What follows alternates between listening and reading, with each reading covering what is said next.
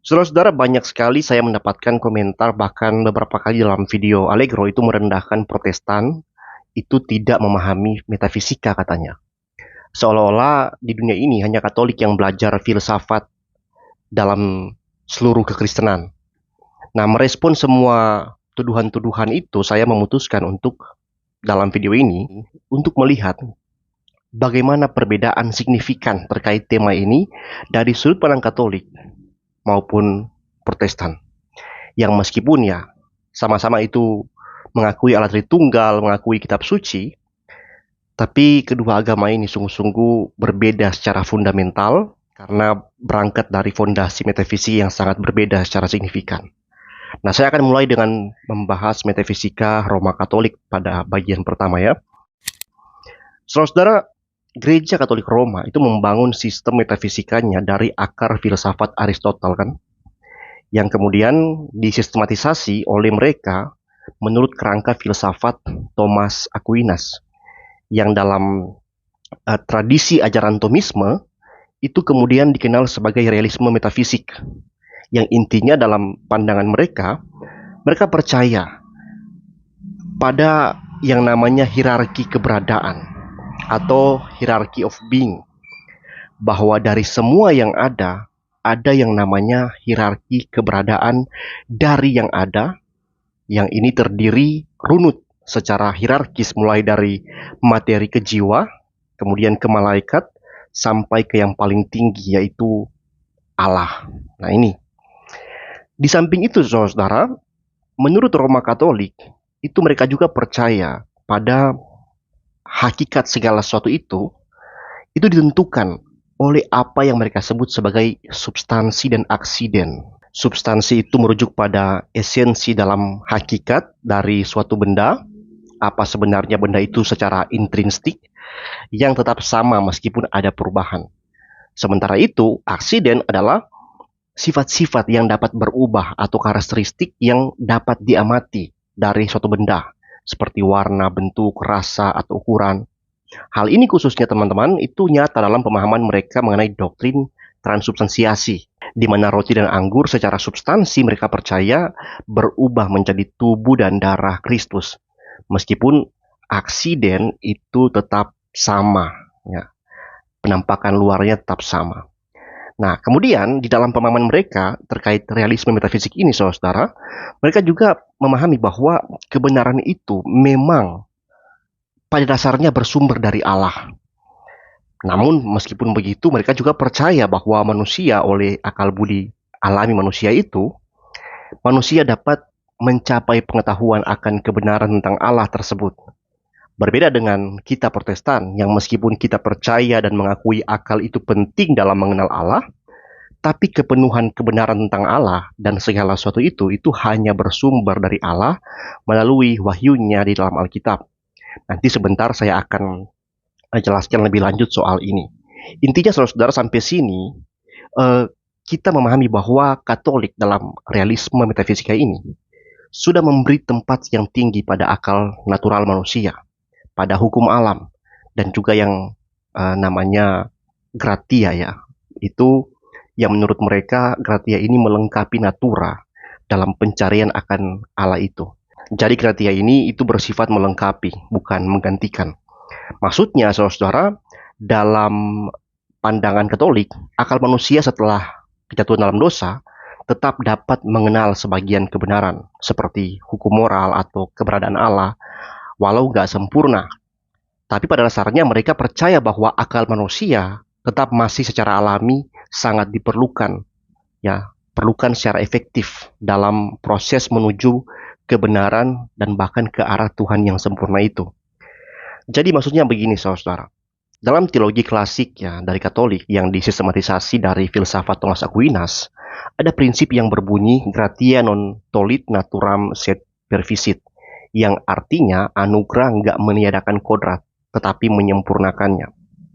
Maksudnya, manusia pada dasarnya itu mereka percaya punya natura atau kodrat, yaitu kemampuan alami seperti akal, kehendak, etika, yang dengan bantuan gratia atau anugerah atau rahmat, natura itu bukan dihancurkan atau digantikan, tapi dilengkapi oleh gratia yang memampukan seseorang dapat mencapai tujuan yang disebut supernatural atau kesempurnaan natur, bebas dari dosa dan hidup dalam kebenaran, benar dan kudus secara status dan natur.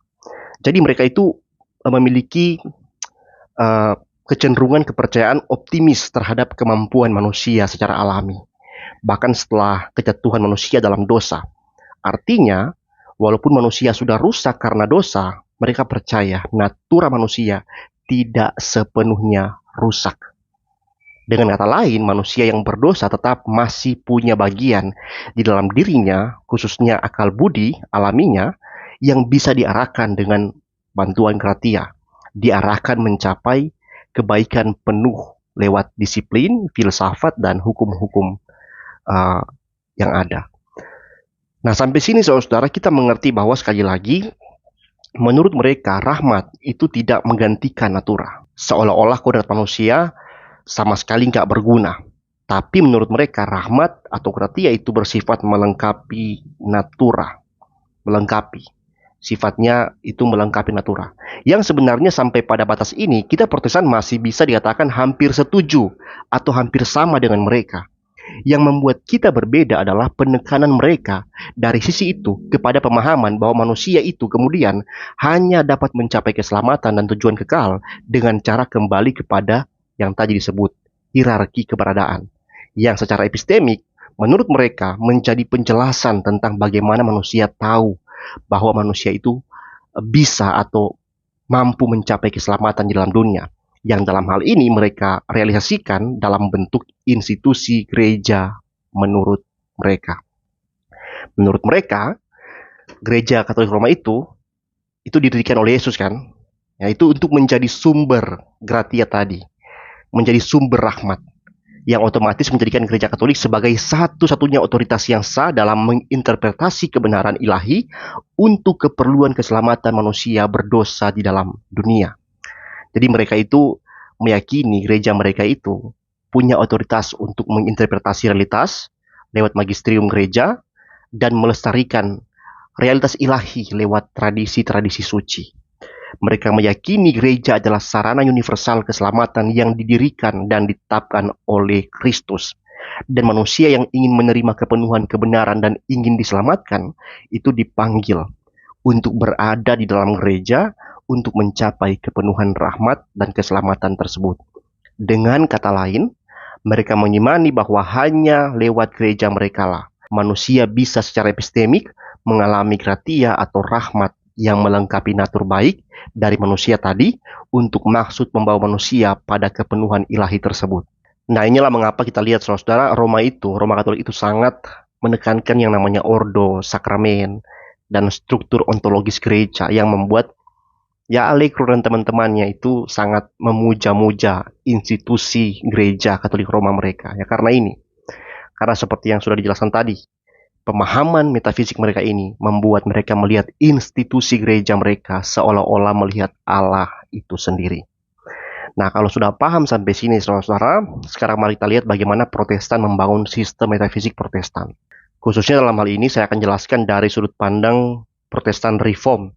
Kenapa saya pakai Reform? Karena begini teman-teman, kalian harus ingat ya. Reform bukan Calvinis, tapi Calvinis pasti Reform. Maksudnya apa? Maksudnya, Reform itu adalah pemahaman Protestantisme yang tidak hanya berdiri pada pemahaman satu orang reformator, tetapi Reform adalah satu kerangka ya dalam Protestantisme yang sungguh-sungguh menjadikan Alkitab sebagai dasar utama karena bersumber dari Allah yang berdaulat atas segala sesuatu, yang baru kemudian dari situ menjadi kacamata dalam membaca setiap atau semua sumber yang lain seperti filsuf atau bapak gereja atau para reformator itu sendiri. Dan ya Reform hanya akan mengadopsi setiap pandangan selama pandangan itu sesuai dengan kebenaran Alkitab secara total. Itulah sebabnya makanya namanya Reform, karena benar-benar menjadikan Alkitab sebagai dasar pijakan dalam menyusun kerangka teologi Kristen. Kita harus akui teman-teman, di antara para reformator itu Calvin ini sangat berhasil memberikan kerangka sistematis yang menunjukkan bagaimana teologi harus benar-benar berdiri di atas kitab suci yang bersumber dari Allah yang berdaulat mutlak. Tapi sekali lagi, teologi reform tidak semata-mata atau sama dengan Calvinisme ya, karena penekanan Calvinisme itu lebih berfokus kepada doktrin tulip. Sedangkan reform sendiri juga menerima atau masih mengadopsi banyak pandangan dari reformator yang lain seperti Zwingli, Martin Bucer, Knox, dan banyak teologi yang lain yang datang setelah mereka dalam berbagai pemahaman. Terlebih lagi, dalam perkembangannya teologi reform sangat dipengaruhi oleh pemikiran-pemikiran seperti Kuyper, Bavinck, dan kemudian Cornelius Van Til yang semakin memperkuat teologi reform khususnya dalam bidang filsafat dan apologetika.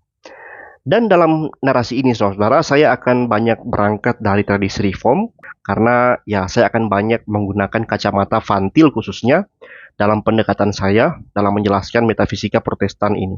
Tapi ini bukan sekedar penjelasan saya, saudara, karena pada dasarnya beginilah metafisika Protestan reform itu berdiri. Jadi begini, saudara, metafisika Kristen Protestan itu penekanannya sangat kuat pada teosentris biblikal dalam kerangka eksistensial. Tidak seperti Roma Katolik yang sudah saya jelaskan sebelumnya, Protestan Reform itu menolak fondasi metafisik sistem skolastik neotomisme. Disebut neotomisme karena sistematika metafisik skolastik Roma Katolik itu tidak hanya berdiri pada filsafat Thomas Aquinas, saudara, melainkan sudah ada semacam pengembangan kompleks oleh teolog-teolog Katolik modern seperti Joseph Cloten, Kardinal Mercier, dan ada satu lagi namanya saya lupa itu siapa. Yang pada intinya ya, tokoh-tokoh ini itu mengembangkan kerangka teologi metafisik dalam rangka memberi respon terhadap modernisme, rasionalisme, dan sekularisme. Bahkan usaha-usaha ini dapat dukungan oleh dorongan gereja Katolik sendiri oleh Paus Leo XIII melalui ensiklik Aeterni Patris tahun 1879 untuk membangun filsafat resmi gereja Katolik. Meskipun begitu, saudara, kita tetap bisa melihat sebagian ide dasar dari metafisika mereka, khususnya mengenai realisme metafisik tadi, yaitu keyakinan bahwa segala sesuatu punya hakikat atau esensi yang nyata yang dapat dikenali oleh akal manusia. Bahwa secara alami manusia, khususnya akal manusia, pada umumnya dipercaya mampu mengenal struktur metafisik realitas, termasuk keberadaan Tuhan lewat argumen rasional dan observasi alamiah, atau yang sering dikenal dengan natural teologi. Nah, nggak demikian dengan Protestan. Kita menolak gagasan bahwa akal budi alami manusia umumnya yang sudah jatuh dalam dosa ini, kita percaya itu dapat secara memadai atau secara netral dengan akal budi alaminya mengenal keberadaan Allah atau struktur metafisik realitas tanpa wahyu khusus dan penerangan oleh Roh Kudus. Jadi meskipun Katolik itu membedakan antara teologi naturalis atau pengetahuan tentang Allah lewat akal budi dan ciptaan dan teologi sakra atau pengetahuan tentang Allah melalui wahyu, pandangan kita khususnya dalam tradisi reform sangat kritis terhadap optimisme akal budi yang mendasari teologi naturalis itu.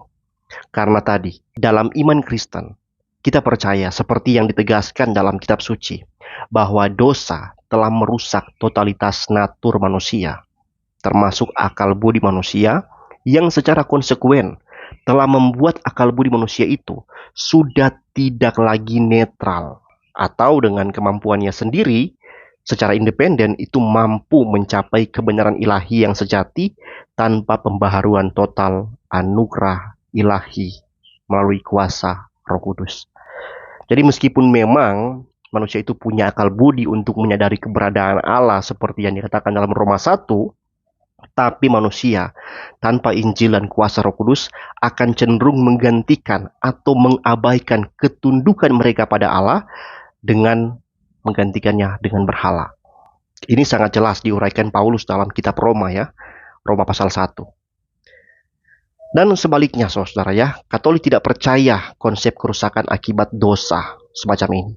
Katolik percaya bahwa manusia memang jatuh dalam dosa, tapi tidak sepenuhnya rusak secara natur. Menurut mereka, manusia oleh usaha tertentu dengan bantuan rahmat yang khususnya mereka percaya disediakan oleh gereja Katolik, ya, atau bisa didapatkan hanya penuh melalui gereja Katolik, mereka percaya manusia itu dapat mencapai keselamatan. Artinya bisa kita simpulkan, mereka paham bahwa akal alamiah manusia itu masih sangat fundamental dalam menjadi dasar bagi keselamatan manusia itu sendiri. Hal ini berbeda dengan reformasi Protestan, saudara. Ya, kita akan lihat lewat kacamata kritik Van Til dalam hal ini, ya, kritik Van Til atas teologi skolastik yang hampir sebagian besar dipengaruhi oleh filsafat Thomas Aquinas. Kita akan tahu bagaimana sistematika perbedaan ini secara filosofis. Jadi begini, saudara, kritik Van Til terhadap filsafat Katolik ini itu adalah salah satu bentuk kritik paling tajam dalam tradisi filsafat Protestan Reform terhadap teologi dan epistemologi Katolik skolastik, khususnya pendekatan naturalisme rasional dalam filsafat Aquinas yang sudah disinggung tadi soal kemampuan alamiah manusia tadi. Nah, Van Til menganggap, saudara, pendekatan mereka terkait kemampuan alamiah itu, ya, itu secara fundamental cacat dari sudut pandang firman Allah dalam Alkitab. Karena Van Til menilai atau mendapati bahwa fondasi metafisik dan epistemologis Katolik itu terlalu mengandalkan akal budi yang berdosa karena berakar bukan terlebih dahulu pada apa kata Alkitab, tapi berangkat terlebih dahulu dari pada apa kata kerangka filsafat yang mereka percaya. Ini kita bisa lihat pertama-tama jelas dari bagaimana Van Til menolak metode dua filsafat Katolik.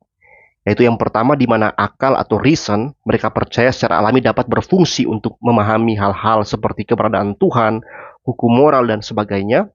Dan kemudian iman atau faith yang secara distintif mereka percaya dapat berfungsi untuk menerima hal-hal seperti Tritunggal, inkarnasi, keselamatan, dan sebagainya. Van Til melihat, saudara, bahwa hal itu dapat berakibat pada konsensi berbahaya kepada humanisme. Karena sudah lebih dahulu memberi ruang bagi akal berdosa untuk menilai kebenaran di luar wahyu. Filsafat seperti ini bagi Van Til menyediakan fondasi yang netral di mana Allah bisa dibuktikan oleh akal. Selama akal itu mau difungsikan untuk membuktikan Allah, yang pada akhirnya hanya akan stuck, membuat orang mengetahui a God, bukan the triune God. Jadi, saudara, bagi Van Til, konsepsi mereka tentang kenetralan akal yang memungkinkan nalar manusia yang berdosa menyimpulkan keberadaan Allah dengan kemampuan alami nalarnya secara fundamental merendahkan nilai Alkitab sebagai satu-satunya wahyu yang darinya manusia dapat mengenal Allah yang sejati. Ya, bahkan Van Til itu juga mengkritik realisme metafisik Aquinas yang dipengaruhi oleh Aristotle, karena ya, yang pertama hal itu membangun anggapan bahwa ciptaan memiliki struktur ontologis yang bisa dikenal akal manusia, bahkan tanpa wahyu khusus, yang konsekuensinya berpotensi kuat membuat orang menempatkan Tuhan dalam sistem hierarki ontologis bersama ciptaan, sebagai wujud tertinggi begitu. Ya, wujud tertinggi di atas semua wujud lainnya dan bukan sumber dari seluruh keberadaan. Van Til melihat ini, saudara, itu mengandung kesalahan dasar karena tanpa sadar menyamakan Allah dengan makhluk dalam satu sistem eksistensial, walaupun Allah itu berada di tingkat yang paling atas. Karena tadi, ya, karena pemahaman kuat akan adanya hierarki ontologis dalam keberadaan. Kalau sudah mengerti, ya, bagaimana kritik Van Til terhadap filsafat neotomisme ala Roma Katolik, yaitu penolakan Van Til terhadap akal budi yang netral serta hierarki keberadaan tadi, kita sekarang akan melihat, saudara, bagaimana teologi reform merumuskan fondasi metafisik yang berpusat pada siapa Allah yang menyatakan dirinya. Yang pertama, Allah sebagai pribadi yang aktif menyatakan diri, bukan puncak hierarki metafisika.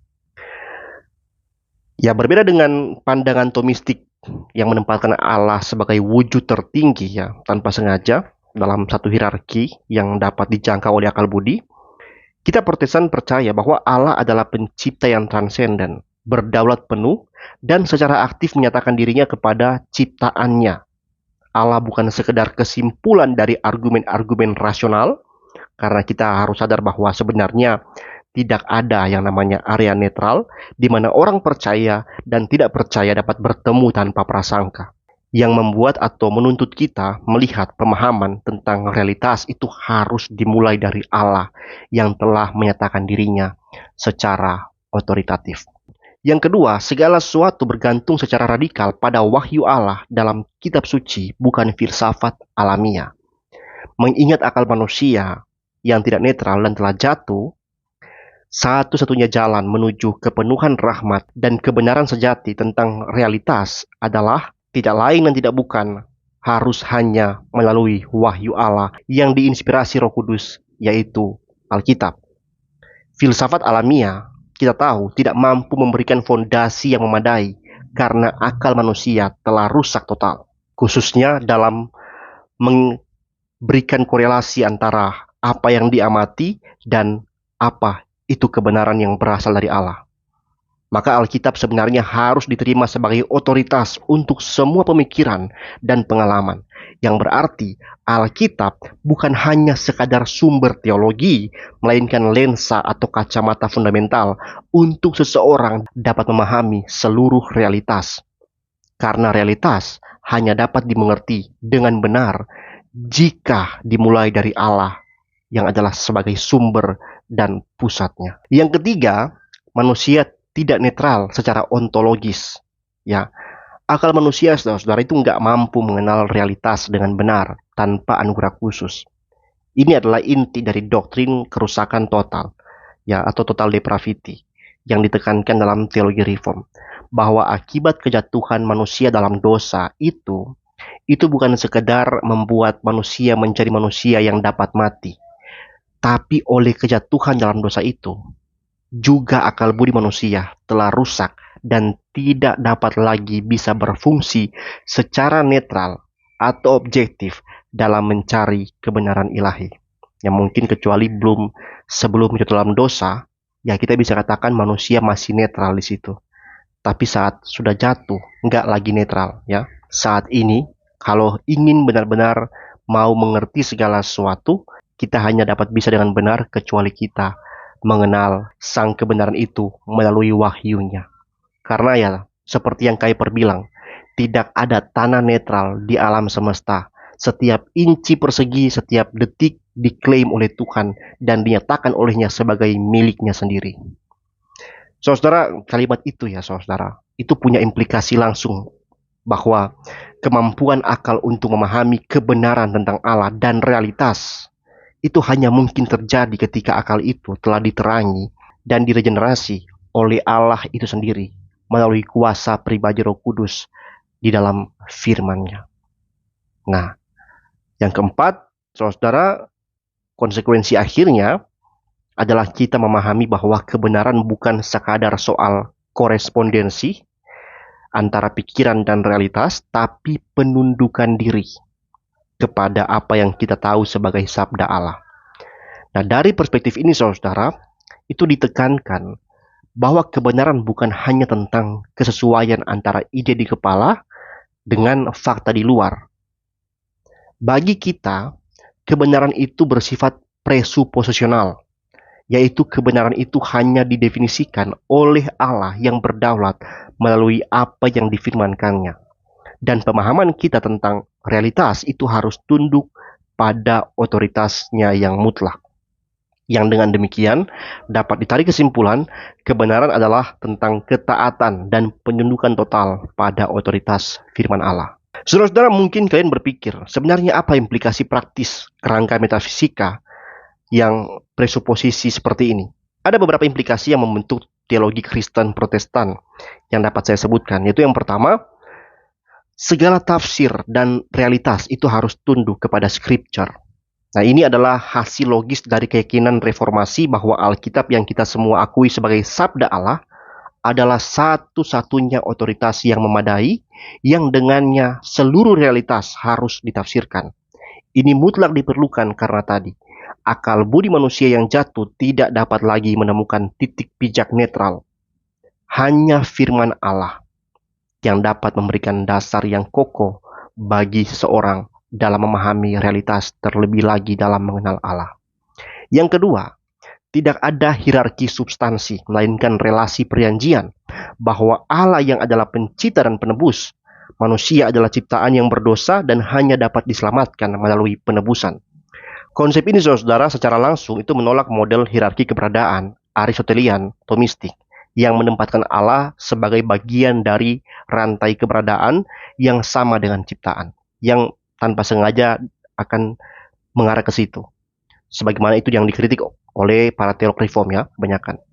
Nah, sebaliknya teman-teman, kita disadarkan dengan perbedaan radikal antara pencipta dan ciptaan. Pencipta bukan ciptaan, ciptaan bukan pencipta. Relasi antara pencipta dan ciptaan adalah relasi perjanjian atau covenantal, di mana Allah secara berdaulat masuk ke dalam relasi dengan manusia, ya, dan kemudian mengadakan perjanjian dengan ciptaan ini, dengan manusia sebagai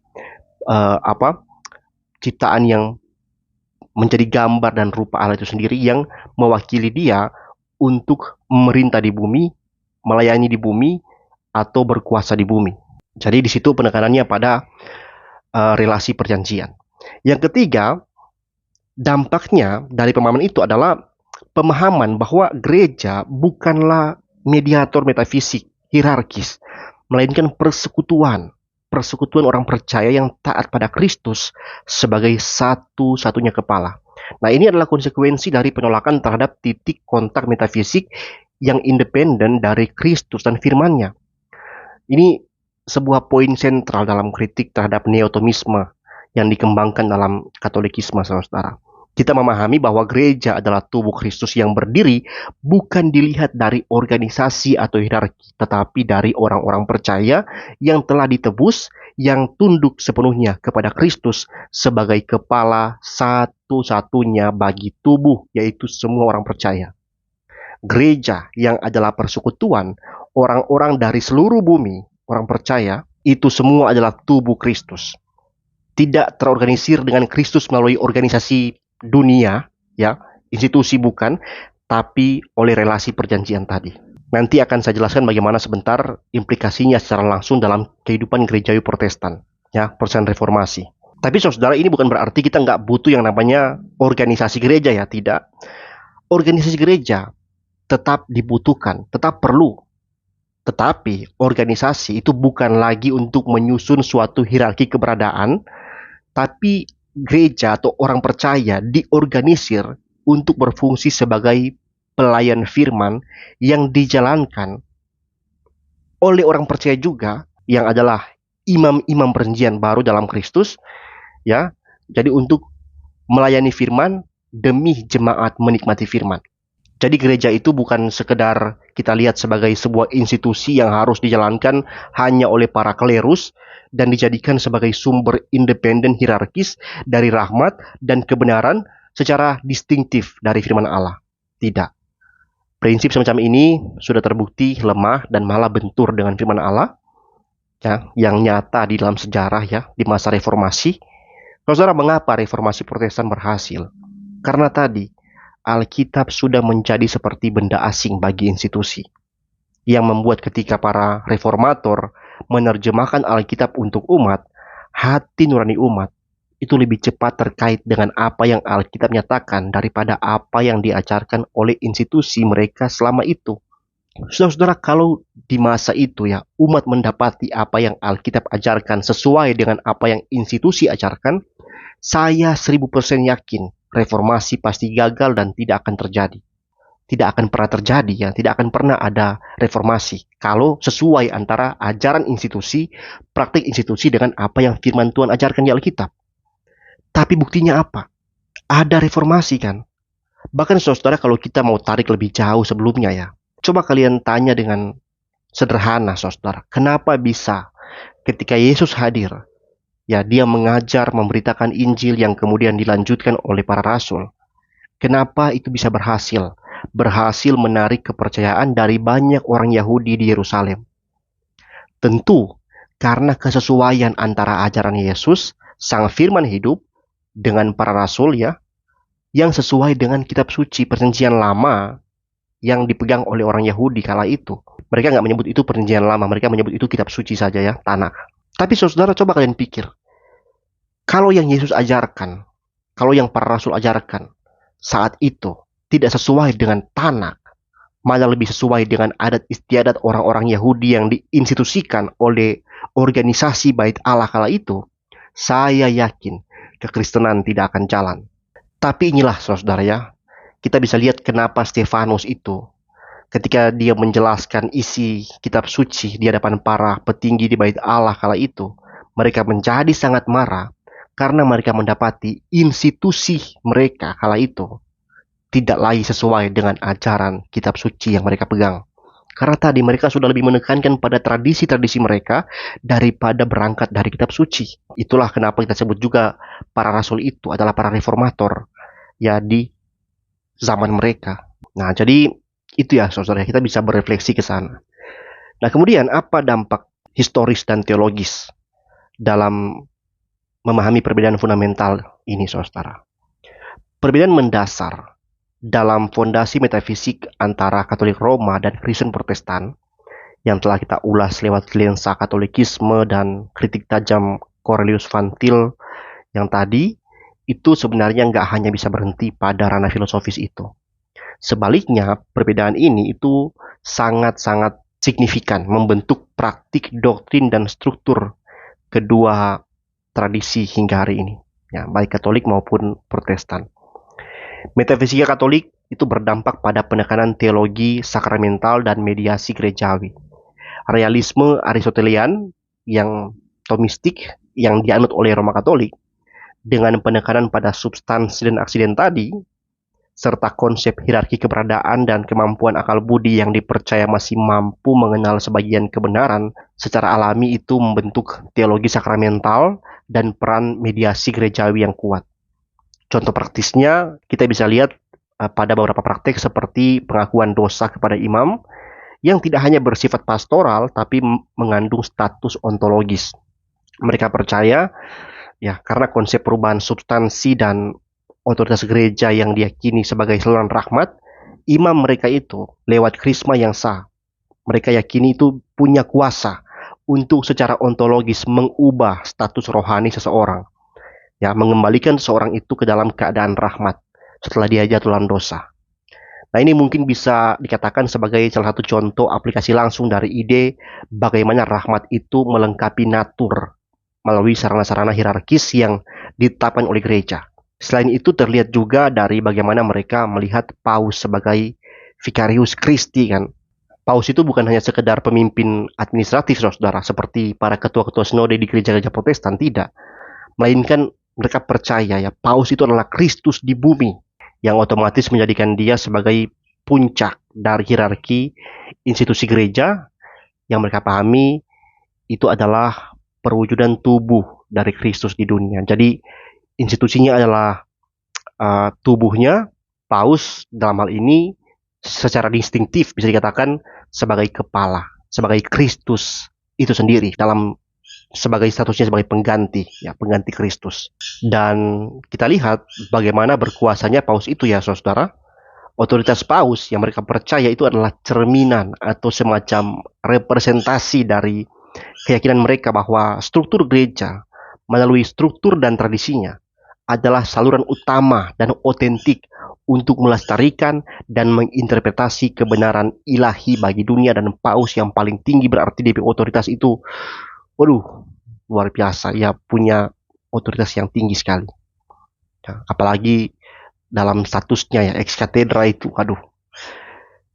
Itu kalau Katolik saudara ya. Kalau metafisika Protestan itu membentuk kehidupan orang percaya dalam persekutuan yang berpusat pada relasi perjanjian. Kalau Katolik itu sakramental, ya, teologi sakramental. Kalau kita teologi kovenan, teologi perjanjian.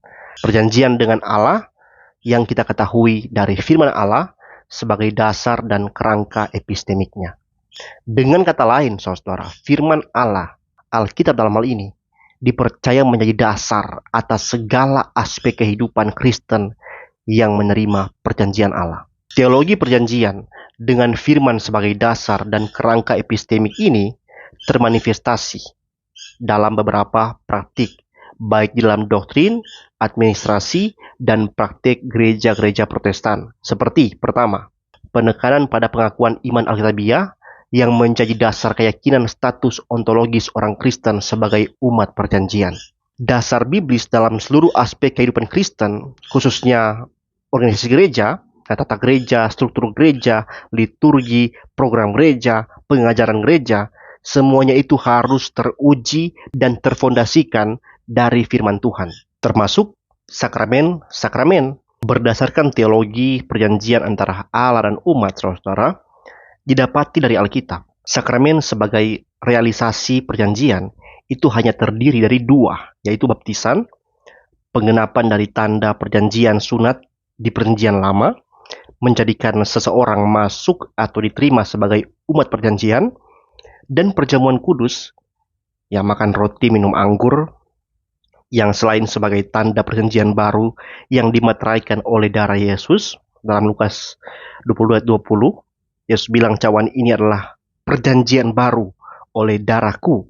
Ya, itu menggemakan juga Yeremia 31 ayat 31 sampai 34, di mana Allah berjanji akan membuat perjanjian baru, bukan seperti yang lama yang telah lama dilanggar. Nah, perjamuan kudus juga selain itu menjadi penggenapan beberapa tanda perjanjian yang lain sekaligus di perjanjian lama, yaitu penggenapan korban Paskah saat orang Israel keluar dari Mesir. Yang kedua, penggenapan seluruh korban-korban dalam perjanjian lama. Nah, Kristus adalah korban penebus yang sempurna dan terakhir. Ibrani 10 ayat pertama sampai 14, yang mana dalam perjamuan kudus kita tidak mempersembahkan korban ulang, tetapi kita menerima dan memperingati korban yang telah sekali untuk selamanya diselesaikan. Dan juga termasuk di dalamnya kita melihat itu sebagai penggenapan atas teologi meja persekutuan, sebagai penggenapan dari mana dan meja suci, menggenapi teologi mana di padang gurun. Yesus adalah roti hidup dari surga, Yohanes 6, meja roti sajian, Imamat 24 ayat 5-9, yang menandakan kehadiran Tuhan di tengah umat, di mana di dalam perjamuan kudus kita makan roti rohani dari Kristus dan minum anggur sebagai tanda menerima darah perjanjian yang menebus kita, dan itu kita lakukan sementara kita duduk di meja persekutuan dengan Allah. 1 Korintus 10 ayat 16-17. Selain itu, contoh praktis dalam kehidupan umat Kristen dari dasar metafisika ini, itu membawa kita pada perlawanan terhadap penyembahan berhala. Karena seperti yang tadi ya, kita itu memahami realitas rohani itu nggak bisa dimanipulasi oleh unsur material. Karena kita tahu transendensi Allah dan ya kesadaran kita akan kerusakan akal budi kita itu membuat kita peka terhadap praktik-praktik yang tidak alkitabiah, seperti menyamakan yang ilahi dengan yang materi, atau yang memanipulasi rahmat melalui objek fisik. Membuat kita tahu bahwa penyembahan berhala bukanlah hanya soal sujud dan cium patung. Ya, itu termasuk penyembahan berhala, tapi tentunya bukan hanya itu, tapi juga setiap upaya yang membatasi Allah yang transenden dalam bentuk prinsip, pola, atau cara-cara yang tidak Dia tetapkan sendiri di dalam firman-Nya, yaitu Alkitab. Karena sekali lagi, kita percaya realitas rohani, yaitu Allah dan anugerahnya, tidak dapat secara otomatis diinduksi atau dimanipulasi lewat unsur material atau ritus semata tanpa respons iman. Berbeda dengan metafisika Katolik. Sisi gelap dalam metafisika Katolik yang meyakini Allah bisa dikenal lewat hierarki keberadaan material, membuat umat Katolik mudah percaya pada apapun yang dikatakan oleh para klerus terkait iman dan moral, meskipun itu sudah bertentangan dengan kitab suci. Contohnya, saudara, kalau ada seorang klerus mengatakan sebuah batu yang dia temukan di pinggir jalan adalah batu yang dipakai melempar Yesus saat berjalan ke Golgota, orang-orang akan berbondong-bondong pergi lihat itu, ya, untuk punya efek rohani. Misalnya mengurangi waktu di api penyucian begitu. Karena ingat, mereka percaya akal alami manusia bisa mengenal kebenaran tentang Allah dan institusi gereja, para klerus, adalah sumber gratia dan interpretor atas kebenaran ilahi.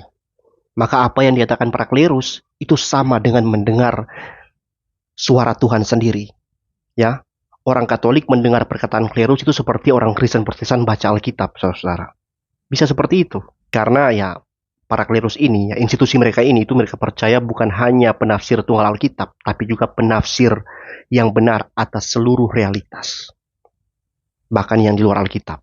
Yang menjadi bingung adalah kalau misalnya ketika mereka menafsir sebuah realitas bertentangan dengan Alkitab, nah itu bagaimana? Itu yang menjadi bingung kan? Nah, sebagai orang Kristen, saya juga perlu menegaskan bahwa ini perlu dipahami untuk memperjelas bagaimana kehidupan Kristen yang sungguh-sungguh Kristen itu sendiri. Maksudnya begini, saudara.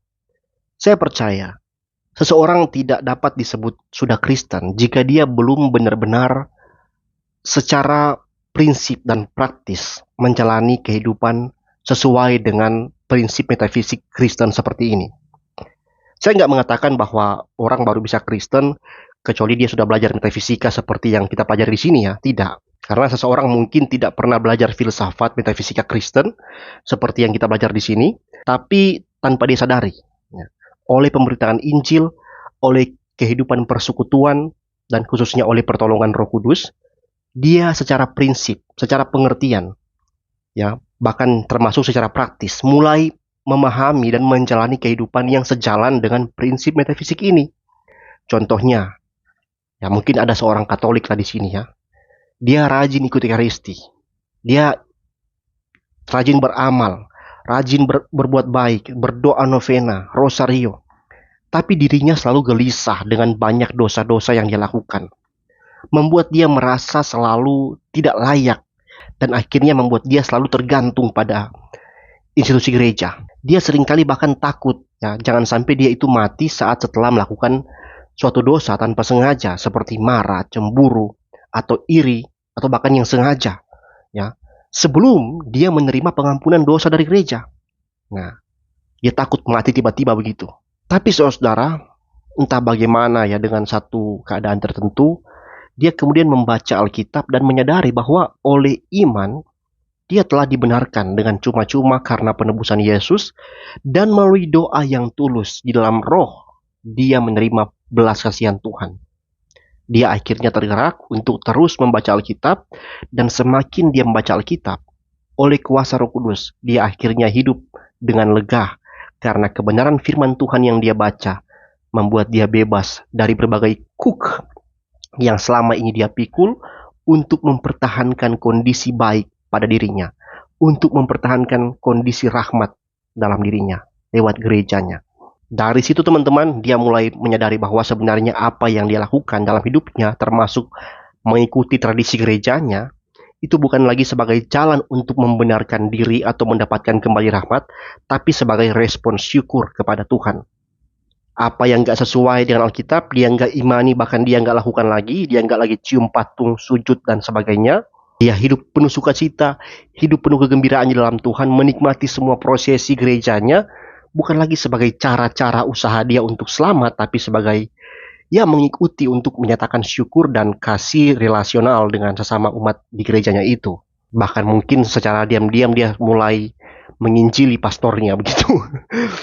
Teman-teman kalian lihat ya, dia orang Katolik, tapi dengan begitu dia sudah dapat dikatakan sebagai seorang Kristen yang sejati. Karena hidupnya tanpa dia sadari sudah menghidupi metafisik Kristen yang saya jelaskan tadi. Dia sudah menjadikan Alkitab, apa kata Tuhan, sebagai fondasi kebenaran hidup dia, bukan lagi akalnya sendiri. Di sisi lain, mungkin ada orang Kristen Protestan, lahir sebagai Kristen Protestan, tapi karena tidak pernah diterangi oleh Roh Kudus, semua yang dia lakukan berkaitan dengan gereja, hanya sebatas kebiasaan-kebiasaan yang dia lakukan karena kepentingan tradisi dan kebiasaan, bahkan mungkin kepercayaan yang tidak sesuai dengan Alkitab. Ya, Kristen Protestan tapi masih pergi ke dukun, ke batu, atau masih melihat Alkitab sebagai jimat begitu ya. Bukan dibaca, dipelajari, tapi dia bawa kemana-mana untuk menjadi pelindung dia begitu. Dengan pemahaman dia sendiri ya, dengan bersandar pada pemahamannya sendiri, dia mulai menafsirkan kebenaran itu. Dia nggak melepas pemahaman dia, membaca Alkitab, kemudian belajar darinya, dan mulai mulai menghidupi kehidupan yang sesuai dengan firman yang dia baca, dia malah mulai mencocokkan pikirannya sendiri dengan realitas, bahkan mencocokkan pikirannya sendiri dengan Alkitab. Nah, ini yang salah. Misalnya dia itu suka minum, suka mabuk-mabukan gitu ya. Nah, dia membenarkan tindakannya dengan mengutip di Alkitab.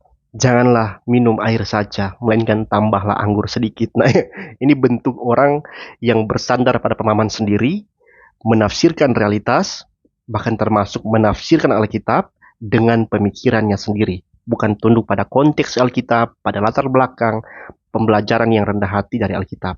Ya. Nah, itu sulit sebenarnya. Kecuali orang yang diterangi Roh Kudus, baru dia akan mau belajar Alkitab dengan rendah hati seperti itu. Kalau orang tidak diterangi oleh Roh Kudus juga, ya dia akan selalu salah membaca Alkitab, akan selalu sulit.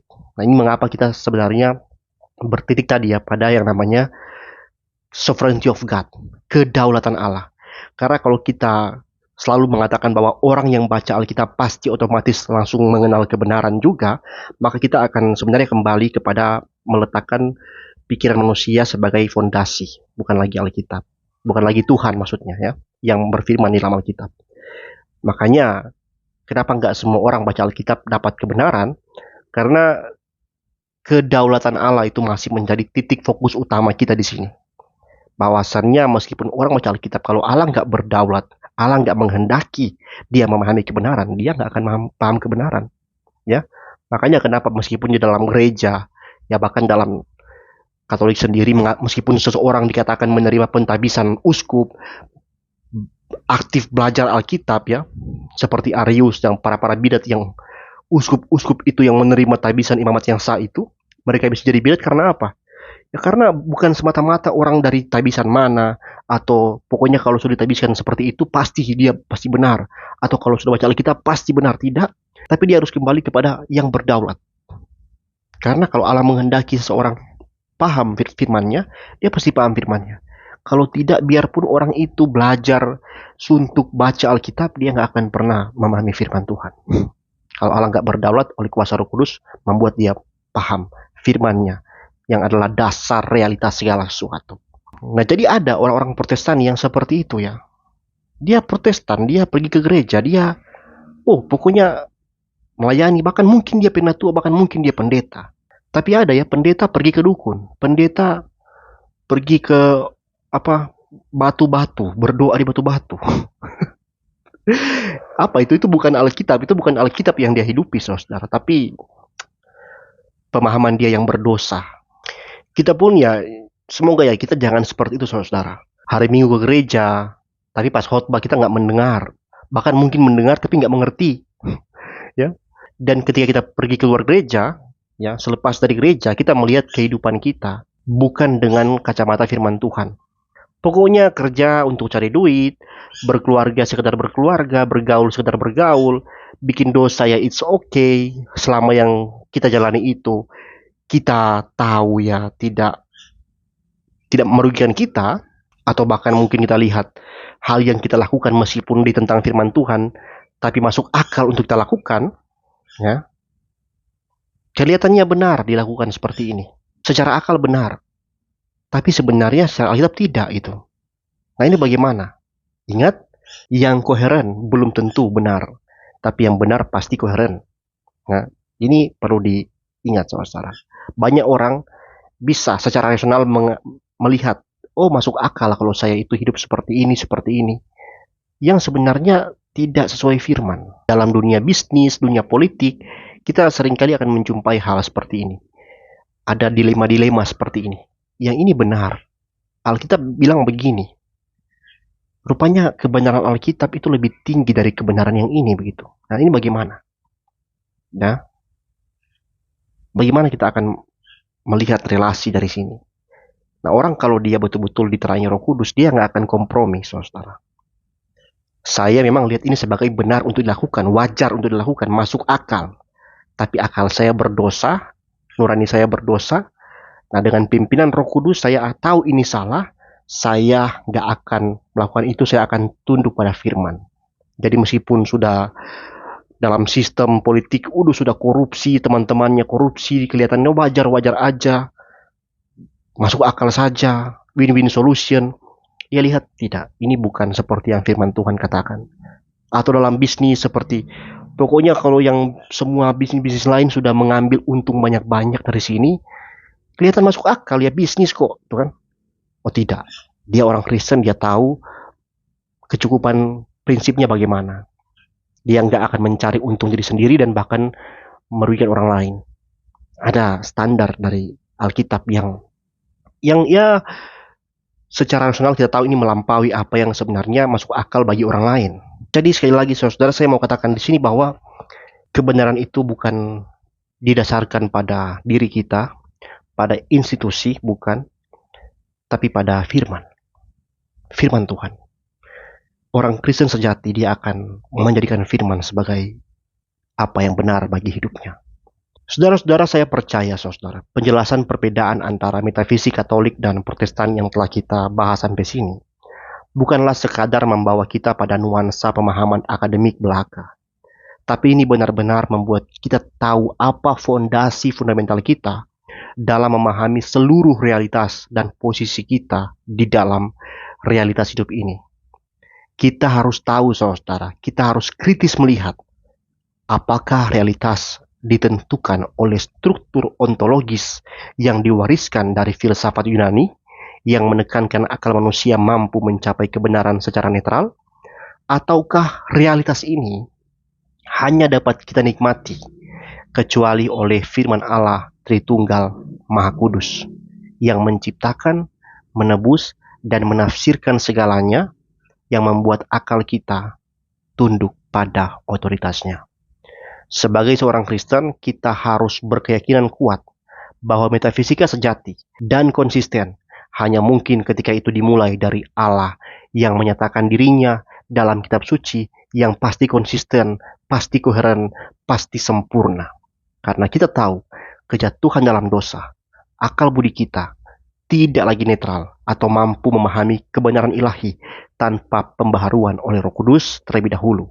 Kalau kita mendasarkan pemahaman realitas kita hanya pada akal budi yang telah berdosa ini, itu seperti membangun di atas fondasi yang rapuh dan bias. Karena kita tidak akan dapat mengharapkan alat yang rusak untuk memperbaiki dirinya sendiri atau untuk memahami penciptanya dengan sempurna. Kita harus percaya pada kedaulatan mutlak Allah. Karena jika Allah adalah pencipta dan pemelihara segala sesuatu, maka dialah yang mendefinisikan apa itu realitas, bukan kita atau realitas itu sendiri. Metafisika yang berangkat dari filsafat manusia itu cenderung menempatkan Allah dalam kerangka pemikiran yang berdosa dan seringkali licik. Kita akan mudah menempatkan dia dalam hierarki ciptaan, menganggap dia sebagai makhluk tertinggi yang boleh kita capai dengan tangga usaha kita atau orang lain yang orang lain bangun untuk kita. Sebaliknya, kita harus menegaskan bahwa Allah adalah sumber segala yang ada, dia melampaui dan mendefinisikan segala kategori yang dapat kita ciptakan. Kita harus menempatkan prioritas wahyunya di atas spekulasi kita, di mana dalam menghadapi misteri keberadaan dan kebenaran ilahi, kita punya anugerah firman Allah yang jelas dan diwahyukan. Untuk apa kita berspekulasi dengan akal budi kita yang terbatas, ketika Allah itu sendiri telah memilih untuk berbicara dan mengungkapkan dirinya lewat firman-Nya? Kita harus akui dengan rendah hati, saudara. Firman Allah tidak hanya mengandung kebenaran, tapi firman Allah adalah kebenaran itu sendiri yang menafsirkan seluruh realitas bagi kita dengan benar. Oleh karena itu, saya sangat menganjurkan kita untuk dengan sadar dan teguh berdiri pada pijakan metafisika ini. Ini adalah fondasi yang kokoh yang memuliakan Allah sebagai yang berdaulat, yang menempatkan firman-Nya sebagai otoritas tertinggi, karena memang firman-Nya lah adalah kebenaran. Sambil kita mengakui keterbatasan kita sebagai orang berdosa, yang adalah orang mati, yang hanya hidup oleh hembusan kuasa Roh Kudus-Nya, membuat kita bisa mengenal Dia senantiasa dan selamanya. Semoga pembahasan ini, saudara, memberikan kejelasan dan memperdalam pemahaman kita tentang fondasi iman kita. Soli Deo Gloria.